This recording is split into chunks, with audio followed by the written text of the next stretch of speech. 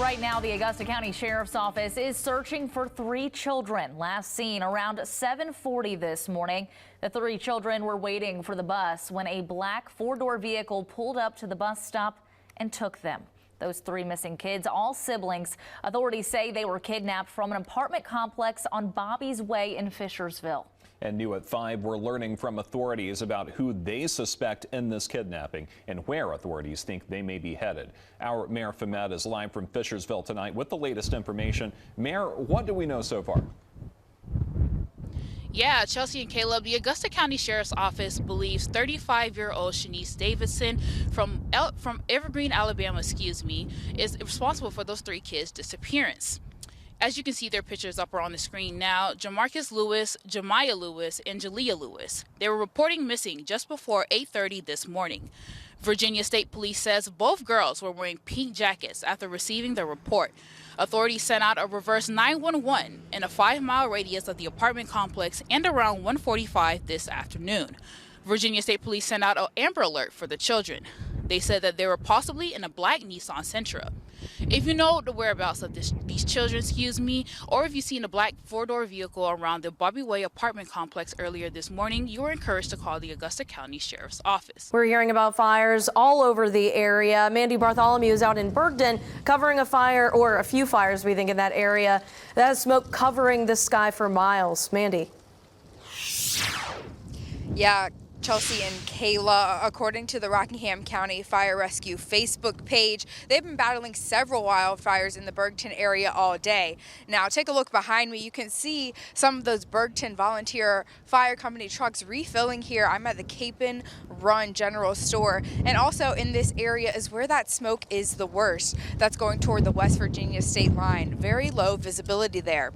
Now, take a look at some of the video I got earlier today, and I'll tell you, as I was making my way up here around 2 p.m. I started seeing the smoke not far from outside of downtown Harrisonburg, just to tell you how bad it was. The smell of smoke encapsulates this area. I've even seen a few people come out of the Cape and Run General Store with their shirts over their faces to mask some of that smoke from getting into their lungs. Now tonight I'll have the latest on any containment or possible causes of these wildfires. That's on WHSV News tonight at 10 and 11. Working hard for you, Mandy Bartholomew, WHSV. All right, Mandy, thank you. We also have a reporter at the scene of a fire off Route 33 in Rockingham County. She says the fire is several acres wide. We don't really know how many just yet. It's near Peak Mountain Road and started when a tree fell on a power line. The fire is on both sides of the road there. We're working to learn more, but that's a view of what it looks like. Something we do know about that fire, Rockingham County Fire Chief Jeremy Holloway says anyone in the West Briar subdivision in Paradise Lane should evacuate. That's in that Route 33 area. Now, if you are in an area that needs to be evacuated, you should receive a reverse 911. So that also goes for folks in Strasburg. People in the area of Indian Run Lane and Coal Mine Road are asked to evacuate their homes. Signal Knob Middle School is serving as a temporary shelter. Residents in the Massanutten Forest and Shenandoah Forest subdivisions of Shenandoah County are also asked to evacuate to Luray High School. We've got those evacuations on our website if you need to see a visual list. It has been nonstop fires for the valley and beyond this Wednesday and Thursday, and we continue to learn more about all of those fires across our area. We've got team coverage for you tonight. Mike Staley is in Page County with the latest on the fires burning in both Page and Shenandoah County, but we begin tonight in West Virginia. Colby Johnson is in Grant County with the latest details on the fires in the Mountain State. When 2-year-old Khaleesi Cathril was picked up by Shenandoah Valley Social Services in October 2020, her loved ones say she was bubbly, talkative, and healthy. By January 2021, videos show she was thin, nearly bald, and fearful. In a panic, her mother, Amanda Mullen, told Child Protective Services Khaleesi could go live with her friend Candy Jo Royer. Royer and her then boyfriend Travis Brown have both been sentenced to life in prison for killing Khaleesi. In the months after Khaleesi was dropped off, Royer and Brown lied to Mullen, saying she was fine and that they needed more money to take care of her. The cases are wrapped up, but questions remain. Why did no one ever check in on Khaleesi? Kayla Brooks has been following this since we first learned about the case. Kayla, tell us about it. Yeah, questions about the role of CPS in Khaleesi's case first started popping up when we learned Khaleesi's name around September 10th, 2021. I exchanged my first phone calls and emails with Shenandoah Valley Social Services just about a week later. They told me because it was an active investigation, they could not speak on it. Now we've learned more. My opinion is that CPS failed Khaleesi terribly. Just terribly. January 12th, 2021. That's the last time Amanda Mullins spoke to her daughter. A recording of that phone call was played in court during Travis Brown's jury trial and during Candy Royer's sentencing hearing. A little over a month after that phone call, Mullen wrote a letter to Shenandoah Valley Social Services asking them to check on Khaleesi because she hadn't heard from her. That request went unanswered. What she didn't know at that time she sent the request was that Khaleesi was already dead. After Royer pleaded guilty and Brown was convicted, I reached out again by email to Shenandoah Valley Social Services and the Virginia Department of Social Services. Neither were able to provide answers about Khaleesi's case specifically, so I kept it general. Lisa Shiflett with Shenandoah Valley Social Services said by email, "We are never in a position where we can defend our actions or even explain, because we have to protect private information of all the individuals we serve."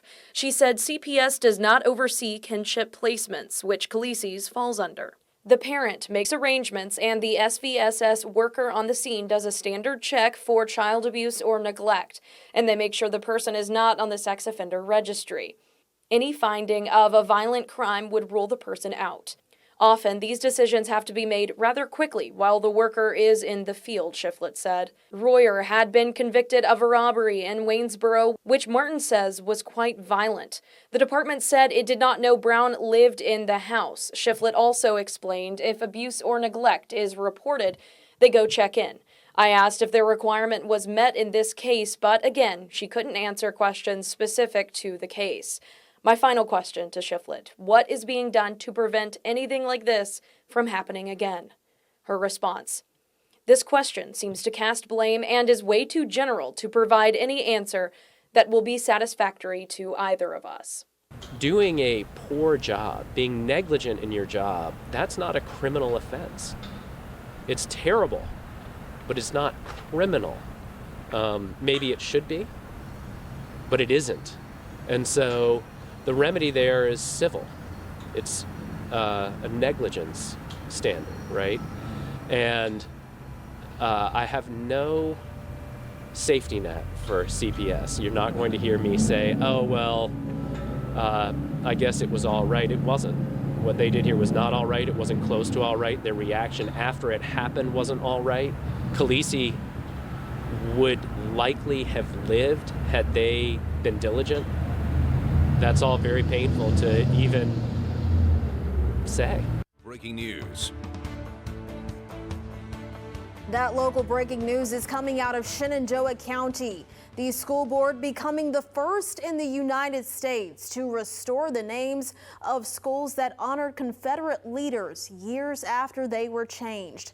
Good morning. Today is May 10th. I'm Noah Harrison. In a historic vote, citizens in Shenandoah County who were getting used to Mountain View High School and Honey Run Elementary will now have to revert back to their old names. Mike Staley was at that meeting. He starts our team coverage this morning with more information on this new mark in history. History was made in Shenandoah County. Stonewall Jackson High School and Ashby Lee Elementary School will make a return. After the school board voted 5-1, a new precedent has been set in the United States. Mr. Sturdy? Yes. Ms. Carlinian? Yes. Mr. Gutshaw? No. Ms. Roods? Yes. Mr. Ricker? Yes. Mr. Barlow? Yes. The record showed that the motion carried 5-1. This was no ordinary roll call nor routine vote. This vote sparking high emotions from people living in Shenandoah County. Shelby Martin continues our coverage with their reactions. Well, it's no surprise that the Shenandoah County School Board's decision to restore those Confederate names left the community divided. But in the hours leading up to the vote, tensions ran especially high.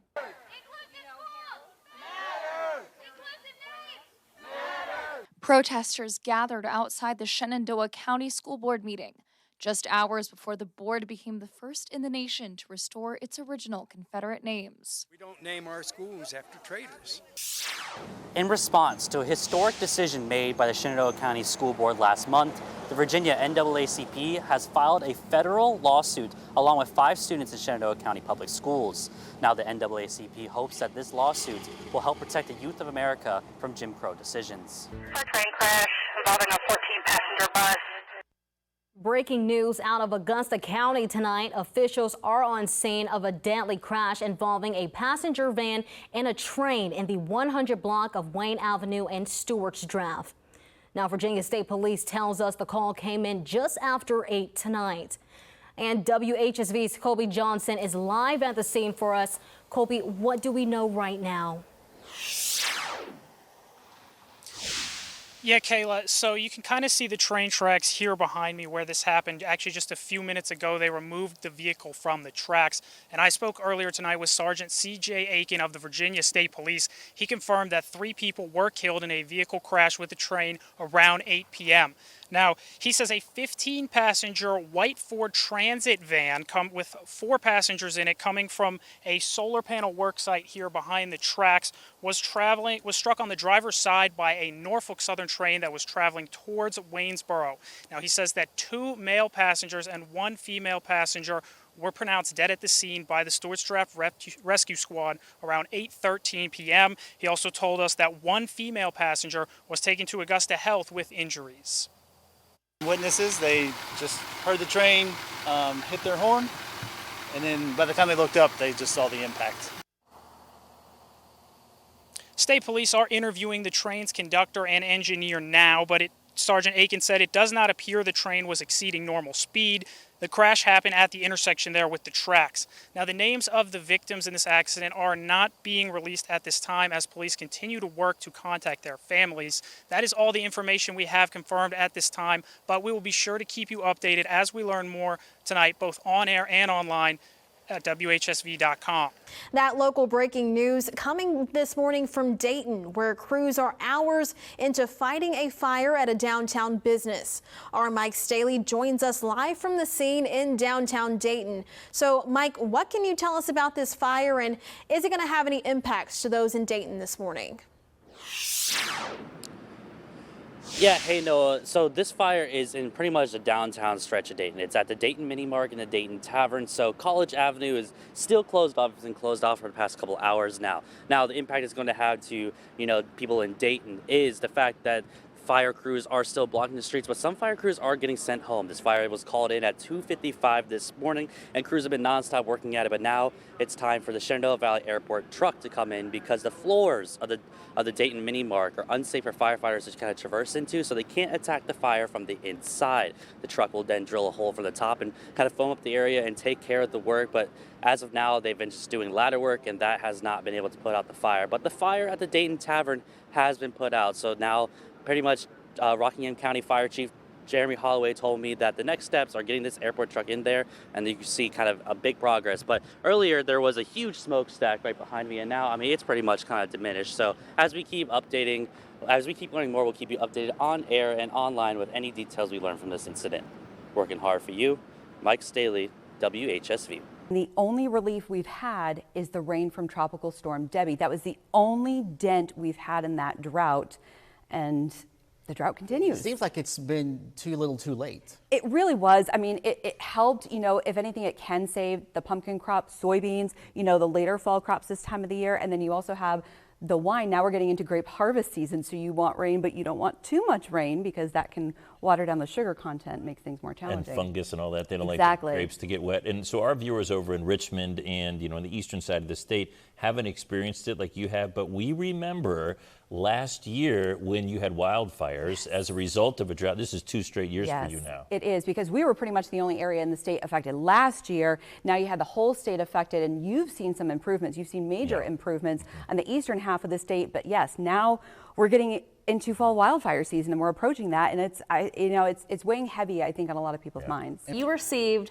a huge national award. I did. So I'm a member of the National Weather Association. This is my 7th conference, so I get to represent WHSV at the NWA conference, and this year I was named Broadcaster of the Year, which is still, I told you, it's overwhelming. It's truly overwhelming to be recognized across the country in a National Weather Association with amazing meteorologists across the area. So this was quite the honor to receive this, and I am so proud to represent WHSV. This is for my work in showcasing weather history and historical weather events through educating the public, and it's a lot of what I do here at WHSV. So thank you for many of you sharing those stories so we can share that with the community, and it's just so, I'm just so humbled, and thank you for all of your kind words over the last day or two. It's truly been overwhelming. Well, thank you for everything you do for us. Well deserved. Thank you. So. Congratulations, Aubrey.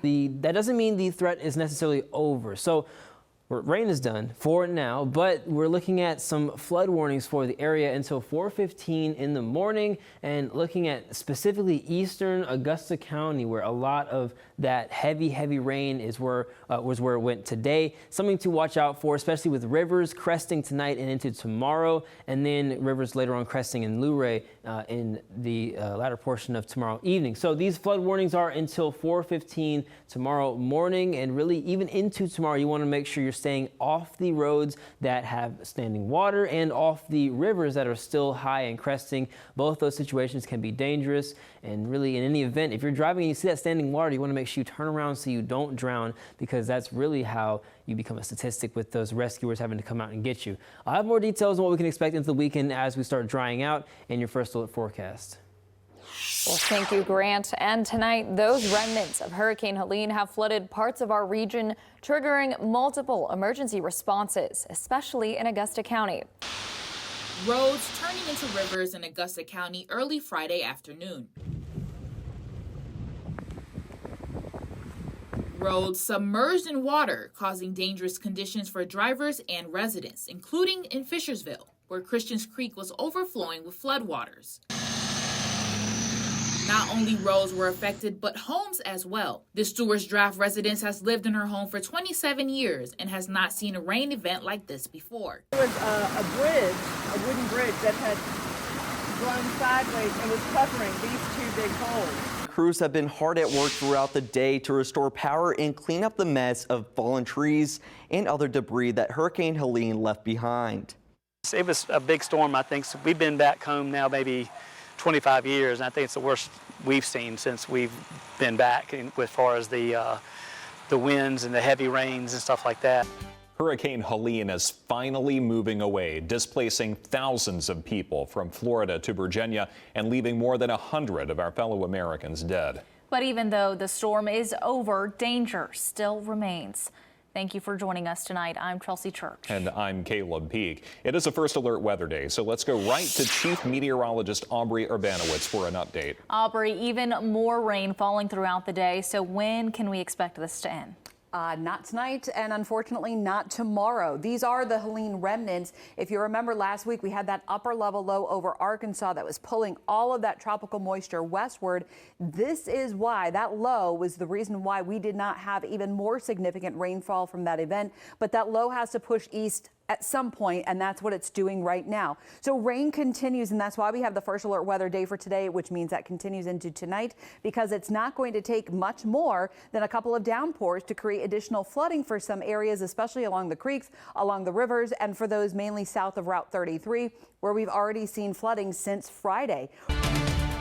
The polls are closed, the votes are pouring in, and we're tracking the results of the races that matter to you. It's election night 2024. Thank you for joining us for this special edition of WHSV. I'm Chelsea Church. And I'm Caleb Peak. It's a big night with a lot on the line, and that's why we have a team of reporters standing by with the latest on several races and the impacts that come from the results. We start at the top of the ticket. Vice President Kamala Harris and former President Donald Trump Trump have been battling it out to see who will become the 47th president of the United States. It's been a tight race, and it's very likely we will not have a clear winner tonight. That's right, Chelsea. Our digital content producer, Michael Russo, is keeping a close eye on this one for us, and he joins us in the studio tonight with a live look at the results. Michael? Well, Chelsea and Caleb, here's how the map is looking so far. Nearly all polls are closed in the country, and I want to emphasize that what you're seeing here right now are strictly based on the votes that have been counted so far. That's why these, and we just had a change with some of the West Coast states being called, Washington and California for Harris. But as you can see, some of these colors are lighter, red and blues. Those are still kind of up in the air. They could change as the night goes on. But right now we have a lot of the battleground states up here in the Rust Belt, Pennsylvania, Wisconsin, Michigan, that are leading red for Trump, as well as North Carolina and Georgia here in the South. Now in Virginia, it was really tight for a minute there, and it still is fairly tight, but we are leaning blue for Kamala Harris here in Virginia. She has 50% of the vote, and we'll be back with more on this race later in the show. We just finished up our month-long Blanketing the Valley drive, where we partnered with Cargill and the Salvation Army to collect blankets for folks in need. And today we found out just how many people will be covered by this year's effort. About 600 blankets in total were donated to BTV last month. Lieutenant Douglas Ingold with the Salvation Army says the blankets will be distributed locally. He called the generosity of this community amazing to see. I've said this multiple times, that this community is amazingly generous in so many different ways, and we really appreciate how much they give to us. Lieutenant Ingold said it took a few months to prepare for Blanketing the Valley, and it was a pleasure to partner with Cargill and WHSV. There were over 200 blankets delivered to WHSV as well as to Cargill. Nearly 60 were brought to the Salvation Army in Harrisonburg, 100 to the Salvation Army in Stanton, and 12 to the Salvation Army in Waynesboro. WHSV is now in its 28th year of collecting toys for kids around the valley as part of our annual Toy Convoy. Until next Saturday, we'll be collecting toys at locations around the valley. One of them is the Waynesboro Walmart, and that's where our Olivia Whitehouse joins us from live tonight. Olivia, how are things looking out there right now? Chelsea and Caleb, it has been a cold day, but that has not stopped people from coming out and giving toys. We have about 7 bicycles. We have cars like this one right here. We have board games. We have stuffed animals, and we also have a basketball and a guitar. And yeah, so we'll be out here until 6:30 tonight. So if you still want to come out and bring some toys, you still have some time. And all the toys that are donated here at this location will stay in this location. They will go to children in Waynesboro and East Augusta County. And yeah, and if you missed tonight, we'll be back out here in Waynesboro next Friday. Working hard for you, Olivia Whitehouse, WHSV.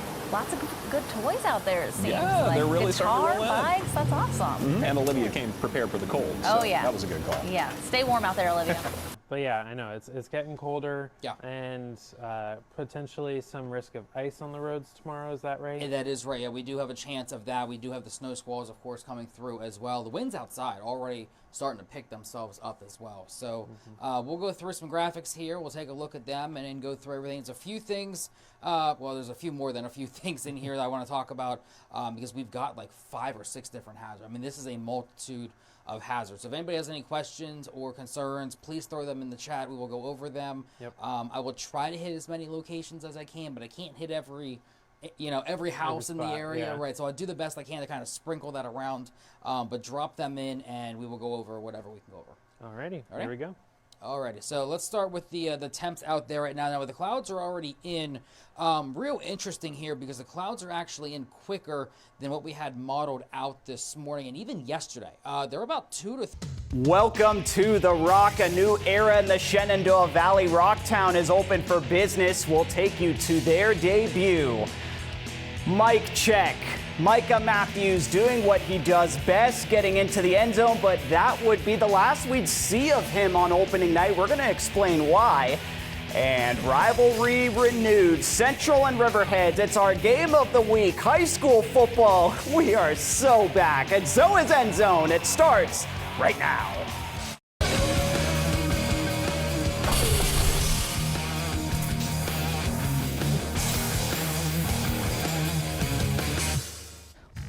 Okay, guys, we're back. Did you miss us? Because we missed you. Welcome to End Zone, the season premiere. I'm Jarvis here, and that's Connor Bergen. Connor, hyped to have you in studio this year for End Glad Zone. to be here, Jarvis. Friday Night Lights are on. Let's get the show on the road. Let's get it going. Now, as a reminder, we're going to have highlights from all or most of the games from tonight, but we also have scores right now. They're ticking on the bottom of your screen, and it's courtesy of our friends over at Blue Ridge Honda. Okay, Connor, one thing you need to know, because I know you're kind of new to this high school football landscape here. Riverhead's Central. Riverhead's, they're pretty good, okay? Before last year, they had won 7 straight state championship. Last year, they faltered in the Class 2 state championship game. Still a great year. These two teams, though, they met last year twice. And man, they were good ones. And one of them came last year on opening night. The other in the Region 2B championship game was a third time worth it, Connor. Let's find out right here. Take it away. Of course. I mean, that's why tonight is our perfect choice for the Massanutten Dental Game of the Week. Riverhead's head coach Ray Norcross looking to pick up the pieces after falling in the state championship for the first time since 2016. And early on, the Gladiators would find their groove. Opening drive, no Caden Kakash, but there is Jonathan Talbot. And with the help of some blockers, get some grass and into the end zone he'd go. He finished with 110 rushing yards on the night. Riverhead's up 7-0. And with that, a new era here at WHSV Sports is underway. Welcome to the premiere episode of Fast Break Friday, everyone. I'm Jarvis here, and we're going to take you across the Shenandoah Valley over these next 20 minutes with highlights and scores from high school basketball action right here in the Shenandoah Valley.